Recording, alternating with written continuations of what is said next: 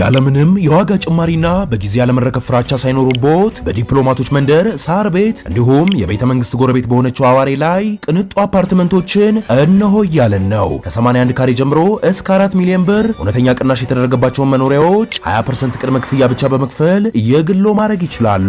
ለበለጠ መረጃ ከታች ባለው ስልክ ይደውሉ። ቴምር ሪል ስቴት።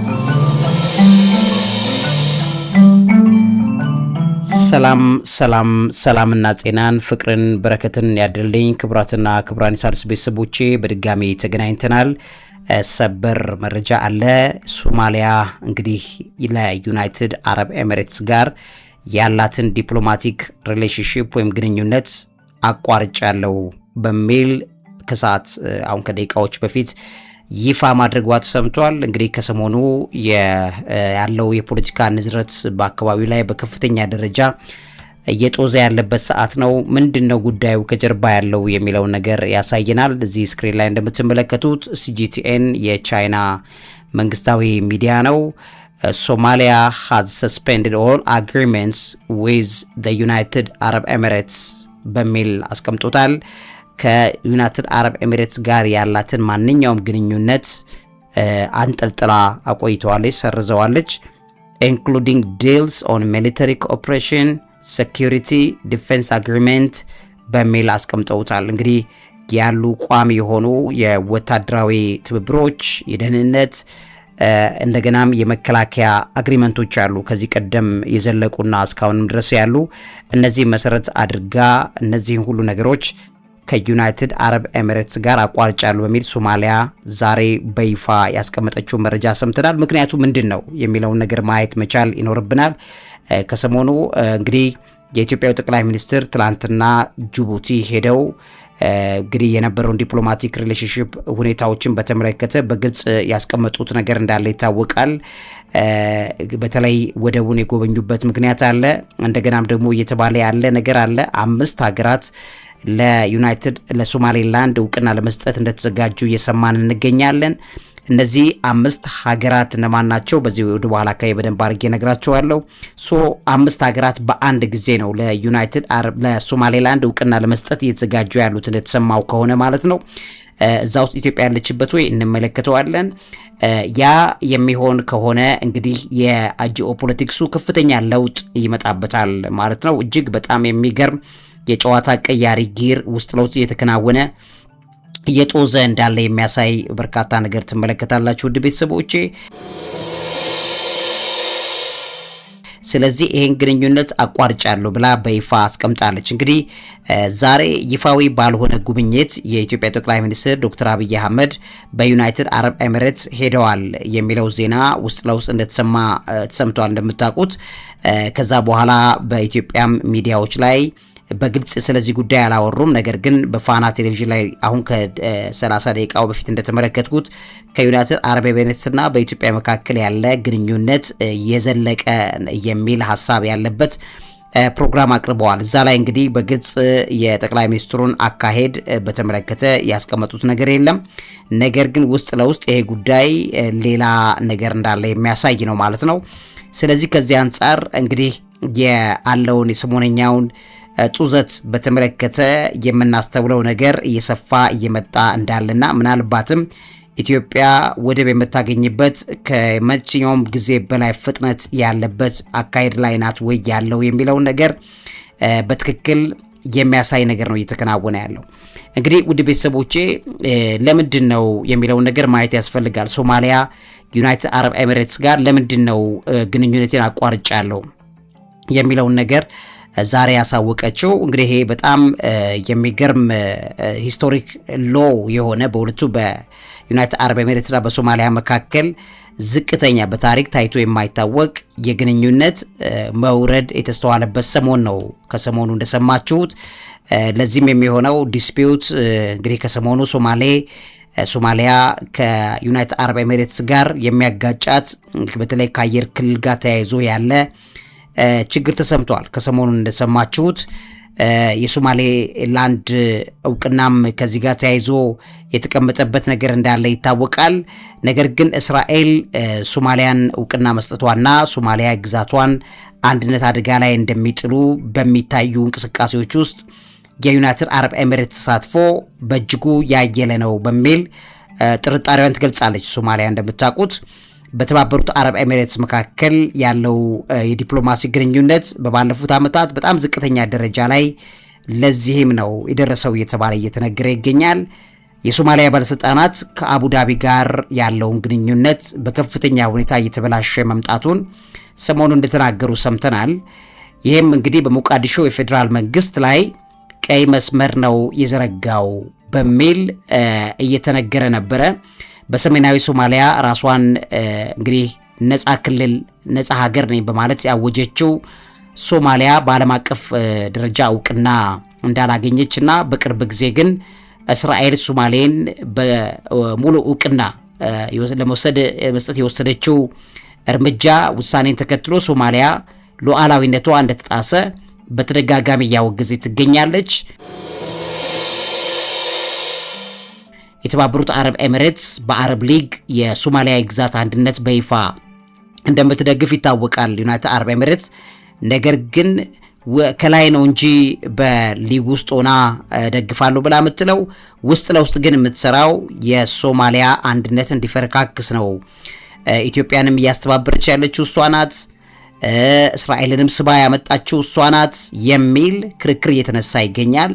የሶማሊያ ባለስልጣናት አቡዳቢ የወሰደቻቸው የእርስ በርስ ተግባራት የሚጋጩ እርስ በርሳቸው የሚጋጩ ውሳኔዎች ናቸው ብላ ነው ሶማሊያ የምታምነው። ምክንያቱም ከላይ እደግፋለሁ የሶማሊያን አንድነት ትላለች፣ ውስጥ ለውስጥ ግን የምትሰራው ሌላ ነው በሚል ሶማሊያ ትከሳለች። እንደ ሶማሊያ መንግስት ምንጮች ገለጻ ሞቃዲሾ የተባበሩት አረብ ኤሚሬትስ የፌዴራል መንግስትን ወደ ጎን የሚተዉ የክልል ተነሳሽነቶችን በተለይ እንዲገነጠሉ የሚያደርጉ ሀገራትን ተነሳሽነት እየጨመረች ነው ያለችው የሚለው ክስ በተደጋጋሚ እየተሰማ እንዳለ እናያለን። እንደ ሶማሊያ መንግስት ምንጮች ገለጻ ከሆነ የተባበሩት አረብ ኤሚሬትስ የሶማሊያን ፌዴራላዊ መንግስትነት አትደግፍም የሚል ነው የምታነሳው። እንደውም የክልል እንገነጠላለን የሚሉ የክልል ግዛቶችን ወደ ሀገራዊነት ለመቀየር በሶማሌላንድም በፑንትላንድም ይሄን ተነሳሽነት የምትደግፈው ዩናይትድ አረብ ኤሚሬትስ ናት ብላ ትገልጻለች። ከዛ ውጪ ኢትዮጵያም ከሶማሊያ ጋር ያላት ግንኙነት አወዛጋቢ መዳረሻ ነው እያመጣ ያለው። ምክንያቱም ኢትዮጵያም ከዩናይትድ አረብ ኤሚሬትስ ጋር ነው ይሄን ለማድረግ እየሰራች ያለችው። ኢትዮጵያም የሶማሊያን አንድነት የማትደግፍ ሀገር ናት የሚል ክስ ነው እያቀረቡ ያሉት በዛሬው ዕለት። ሶማሊያ እንግዲህ የሶማሊያን እውቅና የሶማሊላንድን እውቅና መስጠት ማለት የክልሉን መረጋጋት ያዳክመዋል፣ ዓለም አቀፍ ሕግን ይጥሳል በሚል በተደጋጋሚ እያስጠነቀቀች እንዳለች ይታወቃል። በሶማሊያና በተባበሩት አረብ ኤሚሬትስ መካከል ያለው ግንኙነት በዚህም የተነሳ ለዓመታት እየሻከረ ለመሆን ችሏል ማለት ነው። በአንድ ወቅት እንደሚታወቀው በደህንነት ትብብር ውስጥ ቁልፍ አጋር ነበረች የተባበሩት አረብ ኤሚሬትስ። በ2018 በተለይ በሶማሊያ ወታደራዊ ስልጠና ነበረ፣ አንድ ፕሮግራም ነበራት። ያንን ፕሮግራም በ2018 ነው ያቋረጠችው። በ2018 ማለት እንግዲህ ከጅቡቲ ጋር የነበራትንም ግንኙነት ያቋረጠችበት፣ ከዛም በሶማሌላንድ የዲፒ ወርልድ ወደብ በዶር ኃይሌ ላይ ወደብ ለማልባት በሶማሌላንድ ወደብ ለማልማት ከኢትዮጵያ ጋር ስምምነት ያደረገችበት ጊዜ ነው። ከዛን ጊዜ ጀምሮ እንግዲህ ትብብሩ በሶማሌና በዩናይትድ አረብ ኤሚሬትስ መካከል ተገድቦ ሊቆይ ችሏል ማለት ነው። የአሁኑ ቀውስ ከዛ ግጭት ወዲህ በጣም ከፍተኛ ውድቀት የታየበት ነው በማለት እየተገለጸ ይገኛል በሁለቱ ሀገራት መካከል። ቀጥሎ ምናልባት ወደ ኢትዮጵያም ሶማሌ ልታተኩር ትችላለች እየተባለ እየተነገረ ይገኛል። በተለይም ኢትዮጵያ ለሶማሌላንድ ሙሉ እውቅና የምትሰጥ ከሆነ በሁለቱ በሶማሌና በኢትዮጵያ መካከል ያለው ግንኙነት ያከትማል ማለት ነው። ከዛም በሶማሌላንድ ላይ ኢትዮጵያ፣ ዩናይትድ አረብ ኤሚሬትስ፣ እስራኤልን ጨምሮ 5 ሀገራት የሀገራዊ እውቅና ለመስጠት የተዘጋጁ ነው እየተባለ ላለው ነገር በር ከፋች ነገር የሚያሳይ ነገር ነው እየታየ ያለው።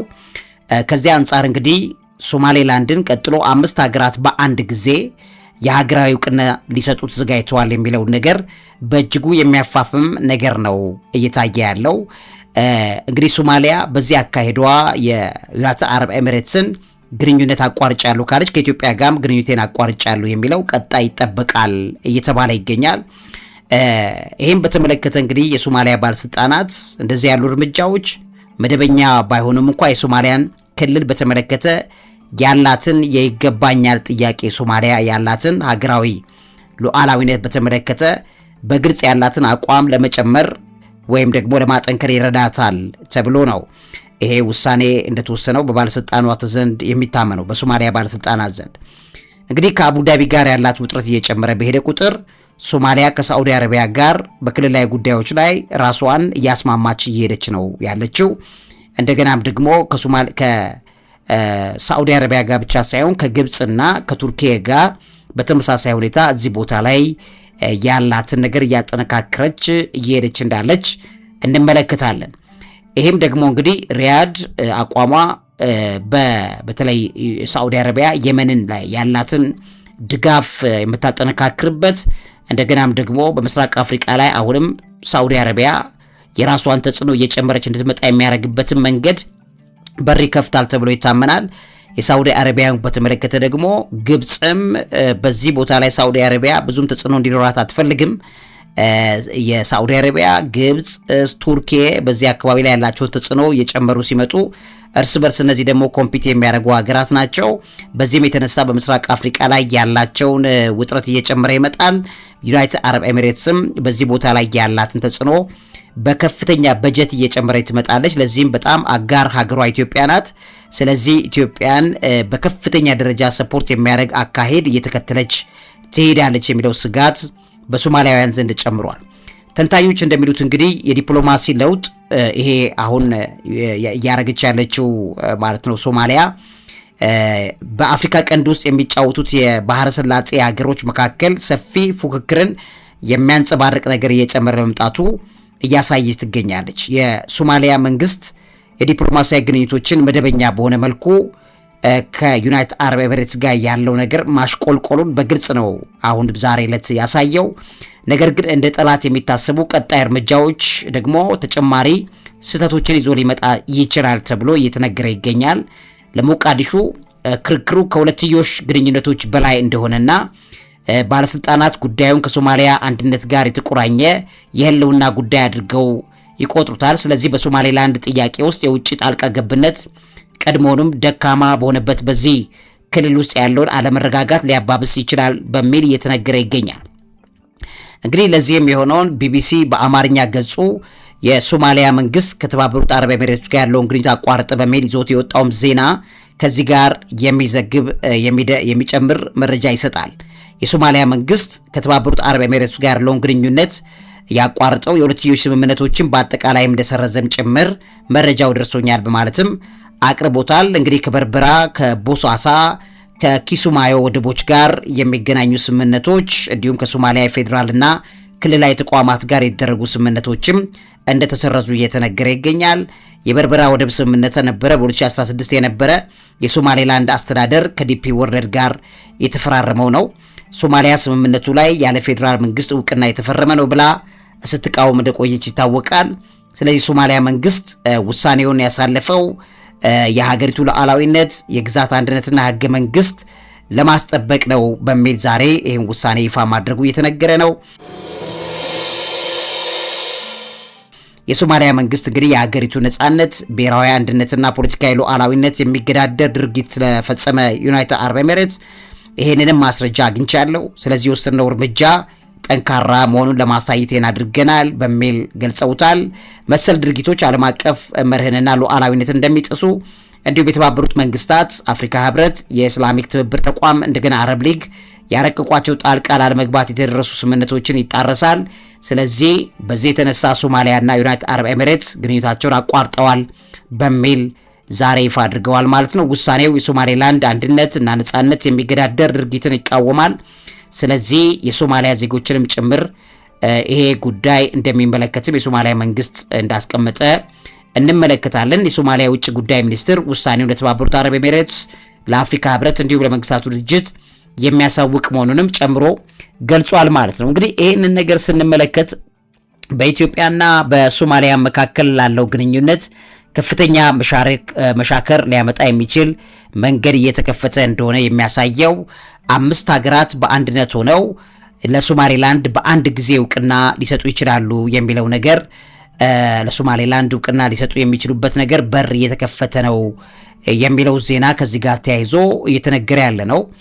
እንግዲህ እነዚህ 5 ሀገራት እነማን ናቸው የሚለውን በተመለከተ ኢትዮጵያ አንደኛዋ፣ ሁለተኛዋ ዩናይትድ አረብ ኤሚሬትስ፣ በሶስተኛ ደረጃ ኬንያ፣ በአራተኛ ደቡብ ሱዳን፣ በአምስተኛ ህንድ። እነዚህን ሀገራት ጨምሮ እንግዲህ ቀደም ብላ እስራኤል እውቅና ሰጥታለች። እነዚህ 5ቱ ሀገራት ግን በአንድ ጊዜ እውቅና ሊሰጡ ይችላሉ ተብሎ እየተነገረ ይገኛል። ያ የሚሆን ከሆነ እንግዲህ ኢትዮጵያ በሀገራት መካከል ስለሆነ እውቅና የሰጠችው ከአፍሪካ ህብረት ከሌሎችም የሚመጣባትን ተጽዕኖ ይቀንስላታል። ስለዚህም ለኢትዮጵያ ይህንን ትብብር እየተደረገ ነው ያለው፣ ለኢትዮጵያ ሲባል ነው እየተደረገ ያለው በአንድነት ይህን ጉዳይ ማድረግ ተግባር እየተባለ እየተነገረ ይገኛል። ህንድ በምስራቅ አፍሪካ ላይ የማረፊያ ወደብ ትፈልጋለች። ስለዚህ በጅቡቲ እንደሚታወቀው ቻይና የሷ ተፎካካሪ ናት፣ እዛ ቦታ ላይ ይዛለች። ስለዚህ ህንድ አለፍ ብላ በሶማሌላንድ ቦታ ለመያዝ በሚል ይሄን ነገር ልታረግ ትችላለች ተብሎ እየተነገረ ይገኛል። ደቡብ ሱዳንና ኢትዮጵያ ለባህር በር ሲባል ይሄን ሊያደርጉ ይችላሉ። ዩናይትድ አረብ ኤሚሬትስ ደግሞ በአካባቢ ላይ ካላት ተጽዕኖና በተለይ የጦር መርከቦቿን እዚህ ቦታ ላይ ማሳረፍ ከመፈለጓ የተነሳ እንደገናም አሁን ከሶማሌ ጋር ያላት ግንኙነት በዚህ ደረጃ የሚሻክር ከሆነ እነዚህን ነገሮች በተመለከተ ይሄ ጉዳይ ሊፈጠር ይችላል ተብሎ እየተጠበቀ ነው። ከዛ ውጪ የእውቅና ትሰጣለች ተብላ የምትጠበቀው ሀገር እንግዲህ ኢትዮጵያ በዋነኝነት ይሄ ጉዳይ በከፍተኛ ደረጃ የሚመለከታት ነው የሚሆነው። እንደ ቀላል አይታይም። የዓለም አቀፉን ፖለቲካ ውጥረት ቦታውንም ጭምር እንደሚለጥጠው የሚያሳይ ነው። ኬንያ በዚህ ለሶማሌላንድ እውቅና ልትሰጥ ትችላለች የሚባልበት ነገር ሰፍቶ የመጣው ኢትዮጵያን ለማገዝ ነው እየተባለ እየተነገረ ይገኛል። በምስራቅ አፍሪካ ላይ ኬንያ ከኢትዮጵያ በላይ በጣም ጠንካራ ወዳጅ ሀገር የላትም። ስለዚህ እዚህ ቦታ ላይ ይህንን የምታደርግ ከሆነ ምናልባትም በተለይ በኡጋንዳ ጋር ኬንያ ያላት ከዚህ ከባህር በር በመክፈት ጋር የተያያዘ በር ሊከፈት ይገባል ብላ ታምናለች። ለዚህም ለኡጋንዳ በቀጥታ የባህር በር እሰጣሻለሁ የሚለው ነገር በቅርቡ እንዳሳይች ሰምተናል። ስለዚህ ኢትዮጵያም የባህር በር ቢኖራት ኬንያ ብዙ ነገር ሊቀልላት ይችላል። በተለይ የኢትዮጵያውያን ስደተኞች በከፍተኛ ቁጥር ወደ ኬንያ እየፈለሱ ያሉበት ነገርን ለማረጋጋት የስራ አቅምና ኢትዮጵያ የተረጋጋች ሀገር እንድትሆን ማድረግ ለኬንያ ከምንም በላይ የቤት ስራ ነው የሚሆንላት። አንደኛውኑ በኬንያ ድንበርተኛ ቦታዎች ላይ ያሉ መገንጠል የሚፈልጉ የሶማሊያ ክፍሎችም አሉ። እንደሚታወቀው ከኬንያ ጋር በጣም ጥሩ ግንኙነት ያላቸው በኬንያ ድንበር ላይ ያሉት የሶማሊያ ክፍሎች እነዚህም ምናልባት ለወደፊቱ ሀገር የሚሆኑ ከሆነ ከኬንያ ጋር ነው ያላቸው ቅርበት። ሶማሊያ እንግዲህ በግልጽ በብዙ አደጋ ውስጥ የተከበበች አገር ናት። ነገር ግን ይሄ የመጨረሻ ዕጣ ፈንታዋ ነው የሚሆነው። በተለይ ሶማሌላንድ ከተገነጠለች ፑንትላንድ ልትቀጥ ስለምትችል ሌሎችም እንደዚሁ ሊቀጥሉ ስለሚችሉ ከዚያ አንጻር ያለውን ነገር በትክክል ሊያጸና የሚችል ነገር ከኬንያ ሊመጣ ይችላል ማለት ነው። ኬንያ እንደሚታወቀው በሶማሊያ በኩል የምትዋሰንበት ቦታ እምብዛም የድንበር ችግር የማይስተዋልበት ቦታ ነው። በጣም ጥሩ ግንኙነት አላት ከዛው ድንበርተኛ ከሆኑ ማህበረሰቦች ጋር። ከዛ ውጭ ግን እንደሚታወቀው ከኢትዮጵያ ነው ወሳኙ ድንበሮቿ ያሉት። ስለዚህ ከዚህ አንጻር እዚህ ቦታ ላይ የምትወስነው ውሳኔ ከሶማሊያ ጋርም ሊያጋጫት ይችላል። ብትጋጭም በኬንያ ድንበርተኛ ቦታዎች ላይ ያሉ የሶማሊያ ክፍሎች ለኬንያ ያደላ ተፈጥሮ አላቸው። በዛ የተነሳ እምብዛም ተጽዕኖ ሊፈጥርባት እንደማይችል ይነገራል። ከነዚህ ነገሮች አንጻር እንግዲህ 5ቱ ሀገራት እውቅና በአንድ ጊዜ ሊሰጡ የሚችሉት ኢትዮጵያ፣ ዩናይትድ አረብ ኤሚሬትስ፣ ህንድ፣ ደቡብ ሱዳን፣ ኬንያ ይገኙበታል ተብሎ እየተነገረ ይገኛል። ይሄ ነገር ሄዶ ከጀርባ ከውስጥ ለውስጥ እየተነገረ ያለው ነገር እውን ነው ወይ? እየመጣ ያለው ነገር ልክ ነው ወይ? ምክንያቱም ሶማሊያ ቀጥላ እየሄደ ያለበት መንገድ የተሰማት ነገር ስላለ ነው ይሄን ውሳኔ ወሰነችው የተባለ እየተነገረ እንዳለ ለማወቅ ሰምተናል። እንግዲህ ለአካባቢው ፖለቲካ እውቅና ካለን ነው እውቀት ካለን ስለ ሀገራችን በምን ጉዳይ እንደምንጸልይ በምን ጉዳይ ስለ ሀገራችን እንደምንተጋ መረጃዎች ጂኦፖለቲክሱን ማወቅ በትንሹ ስለሚያስፈልገን የመረጃ ካፍያችኋለሁ። ለዚህ አእምሮ ምግብ አዘጋጅና አቅራቢ መምህርና ጋዜጠኛ ዐቢይ ይልማ። እውቀት ታላቁ እግዚአብሔርን ታከብራለች።